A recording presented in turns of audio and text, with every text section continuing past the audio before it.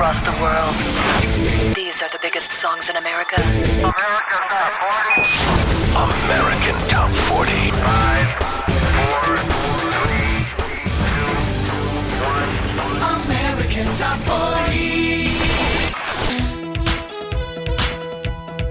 40. Hola, bienvenidos. Yo soy Juan Romero y esto es el American Top 40 clásico para la comunidad Latin American Fans. Y hoy estamos inaugurando un nuevo espacio dentro de este universo del 8040 clásico. Y es el primer episodio de algo que veníamos pensando hace un tiempo. Y se llama Detrás de las listas. Algo así como un backstage de los rankings. Como su nombre lo dice, acá no vamos a repasar los números, estadísticas, sino las historias detrás de artistas. Personalidades que no solo llegaron al primer lugar, sino que también dejaron una huella en la historia de la cultura popular. Todo eso en este primer episodio donde nos vamos a meter en la historia rica, luminosa y turbulenta de los Beach Boys. Así que prepárate para surfear por hermosas melodías, discos malditos y un legado que sigue marcando al día de hoy. Esto no es un repaso nostálgico, no es un repaso del ayer, es una travesía por lo que pasó, por lo que quedó y lo que nunca fue igual después de ellos. Así que bueno, sin más preámbulo, arrancamos este primer episodio de Detrás de las listas en el American Top 40 clásico. Durante décadas, la prensa ha narrado a los Beach Boys como la genialidad de Brian Wilson y su banda de acompañamiento. Pero la historia, como suele pasar en el rock and roll, es mucho más compleja, más rica y más colectiva. En los suburbios de Hawthorne, California, 5 adolescentes, los hermanos Brian, Carl y Dennis Wilson, junto con su primo Mike Love y un amigo del colegio, Al Jardine, inspirados por grupos vocales como los Four Freshmen y por el sonido del rock and roll de Chuck Berry, crearon una nueva ola musical llamada el California Sound. Estaban asociados a números como The Ventures, Dick Dale and the Deltones, donde dentro del surf, esta música sería melódica, con letra y estribillos, ya que la música surf era instrumental. Así arrancaron, con éxitos como Surfing Safari, Surfing USA, Fun Fun Fun, y capturaron ese espíritu juvenil que hablaba de libertad, sol, chicas y diversión. Pero esos chicos no se quedaron solamente ahí en la orilla de la playa. Aparte que no hacían surf literal, salvo uno, Dennis Wilson. A mediados de los 60, el grupo dio un giro más artístico. Después de esa saga de simples, la banda no se quedó ahí.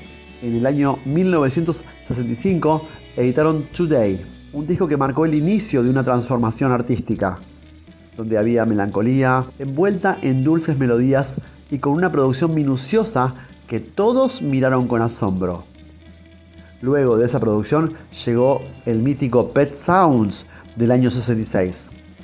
En palabras de Paul McCartney, God Only Knows es probablemente la canción más hermosa jamás escrita.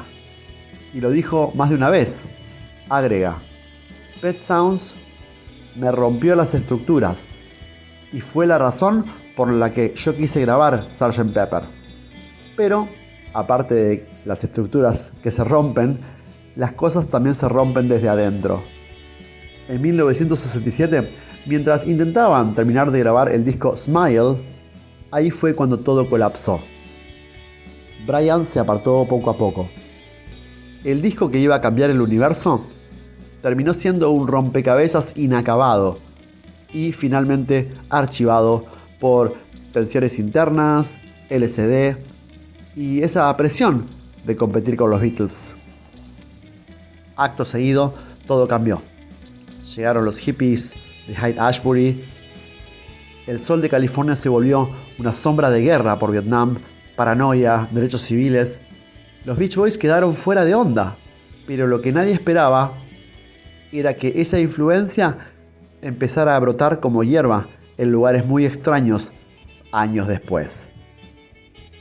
En los 70, bandas como Big Star, Electric Light Orchestra, 10cc, The Raspberries, inclusive los Ramones, Todos ellos se alimentaron de esa mezcla de armonía y melancolía. Hasta Neil Young o Paul McCartney nunca dejaron de alabarlos. En los 80, ya con el synth pop, New Romantic y MTV totalmente instalados, los productores seguían persiguiendo ese sonido etéreo que los Beach Boys habían clonado en un garage 20 años antes. Saben, este podcast no va a hablar de la salud de Brian Wilson ni de los problemas legales que hubo entre ellos. Esto es simplemente una celebración acerca de la carrera de los Beach Boys. Así que saltemos al año 1988. En ese año, cuando ya nadie se imaginaba, regresaron al número 1. I'm Shadow Stevens, and we've come to the final destination on our Whistle Stop Tour of the Week's Biggest Hits. The number one song in the USA, and a new number one steps up on top. It's by an act who now sets an all-time record for the longest gap between number one songs.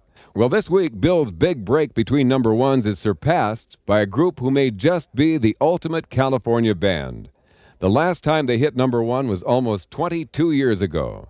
21 years and 11 months to be exact. It's now 21 years and 11 months later, the Beach Boys are back on top, setting a new record for the longest gap between number ones.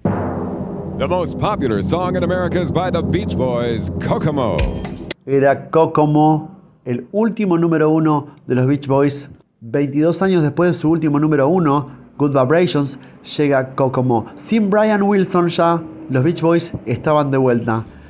Ya sabemos, Kokomo no es God Only Knows, ni siquiera intenta hacerlo. Es solo una postal de un hotel, ¿no? All inclusive, escrita seguramente con una camisa hawaiana, incluida en la banda sonora de la película Cocktail. Y funcionó. Fue, como decíamos, su último número 1. 6 décadas después de Surfing Safari, la historia de los Beach Boys sigue reescribiéndose. No solo como la trágica y brillante historia de Brian Wilson, sino como la obra viva de una banda que nunca dejó de buscar la armonía, incluso en medio del caos. Este fue el primer episodio de Detrás de las Listas, dedicado a los Beach Boys en el American Top 40 clásico.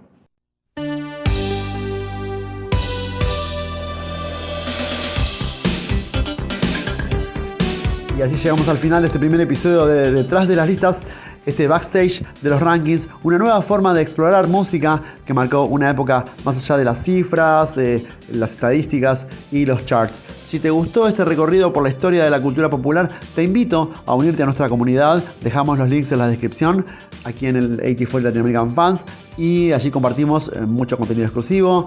Así que si nos escuchás en YouTube o Spotify, únete a la comunidad para poder escuchar nuestro podcast con fragmentos del programa original. Seguinos en las redes, suscríbanse al podcast, todo lo que ustedes ya saben.